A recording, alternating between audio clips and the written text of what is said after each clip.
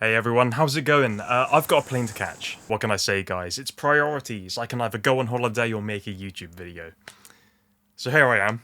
Animation is not only a fantastic source of entertainment, but for me, it's always remained a place of inspiration. Animation is something I've always gone to whenever I'm kind of feeling a bit down and I need some new ideas. So for those who don't know or are new to the channel, if you are, nice one, I am a professional filmmaker. I know you wouldn't probably assume that, considering I look like a cave-dwelling goblin who hasn't seen the sun in years, but trust me on that, I actually do go out on shoots. Or else I'm just editing, colour grading, and constantly wishing I was on holiday as opposed to staring at screens.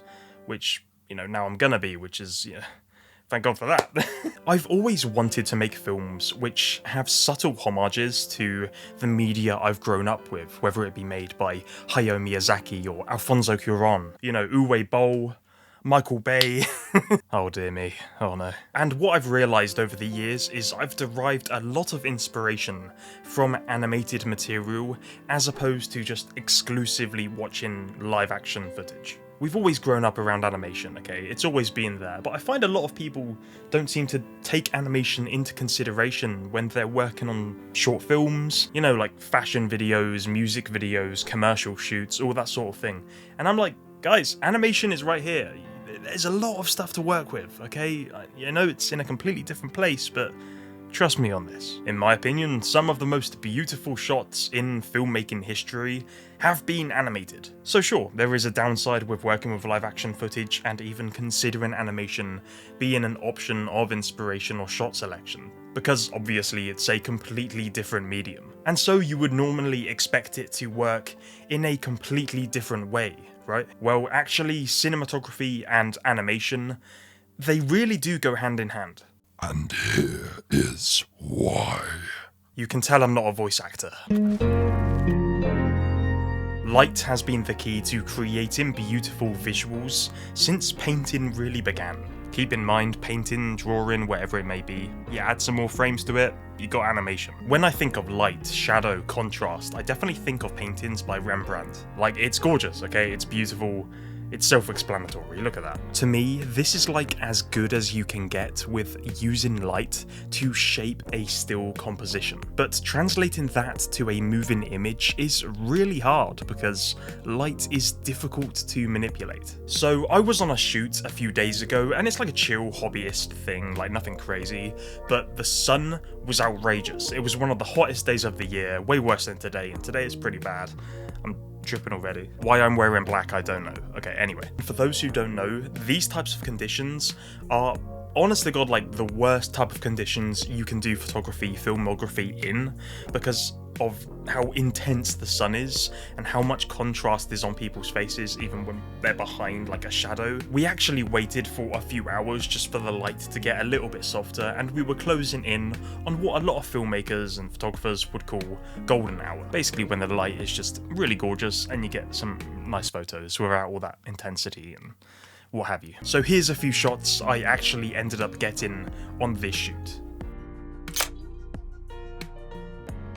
A thing I've learnt a lot from animation is the constant obsession with eyes, especially in anime, which I've watched a little bit too much of. I love taking pictures of them, I love capturing eyes because they are the windows of the soul, they tell the story, and they are heavily exaggerated in anime, so I thought, why not get my own shots of them? This is the result of that.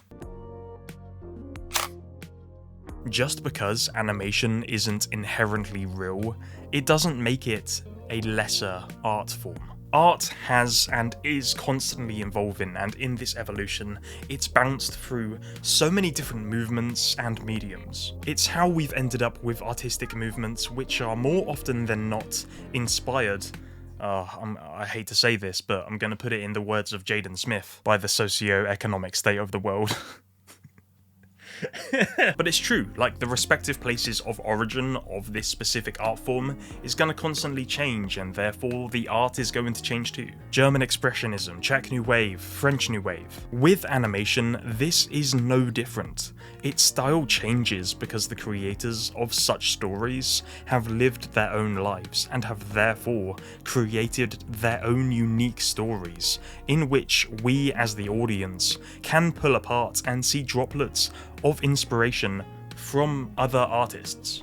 So when it comes to aspiring artists, cinematographers, photographers, filmmakers in general, why shouldn't they be able to do the same? Mangakas especially, because you can see this inspiration within their work, which later on inevitably becomes anime. Hopefully not an isekai. But look at shots from Makoto Shinkai or Isao Takahata.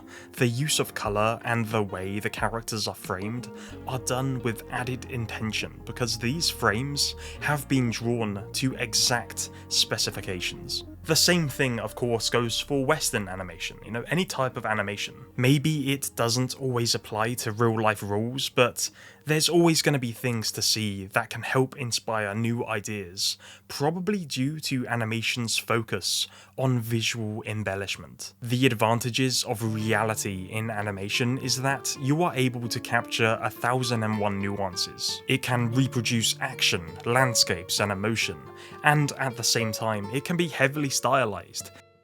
It can shift from mundane, everyday life to poetic and mesmerizing worlds. In practice, this is all done by big teams of people, okay? You got studios filled with talented artists, so just don't be put down by the scope of it all. Even if you might think it seems unreachable unless you're working in that environment, the point I wanted to make with this video is that you should think about why these shots were chosen.